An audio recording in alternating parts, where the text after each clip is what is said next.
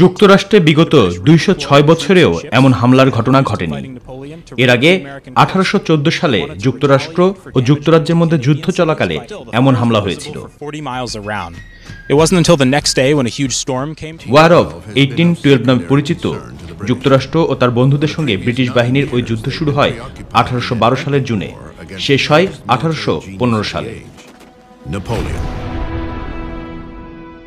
১৮১৪ সালের আগস্টে ব্রিটিশ সেনাবাহিনীর ভাইস অ্যাডমিরাল স্যার আলেকজান্ডার কুকবার্ন এবং মেজর জেনারেল রবার্ট রসের নেতৃত্বে নির্মাণাধীন ক্যাপিটাল ভবনে হামলা চালিয়ে আগুন ধরিয়ে দেওয়া হয়। শুধু ক্যাপিটাল ভবন নয়, হোয়াইট হাউস সহ ওয়াশিংটন ডিসির বিভিন্ন জায়গায় হামলা চালায়।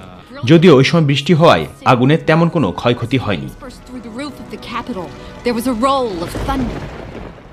ওই সময় যুক্তরাজ্যের উপনিবেশের অধীনে ছিল কানাডা, আর আপার কানাডার রাজধানী ইয়র্কে মার্কিন হামলা ও অগ্নিসংযোগের প্রতিশোধ নিতেই ওয়াশিংটনে ব্রিটিশ বাহিনী এই হামলা চালিয়েছিল।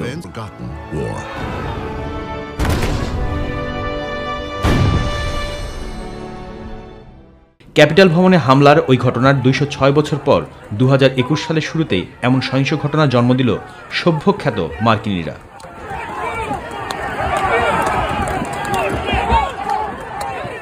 তবে এবারে হামলা কোনো যুদ্ধ পরিস্থিতি হয়নি, তাই এই ঘটনার নিন্দার ঝড় বইছে বিশ্বজুড়ে।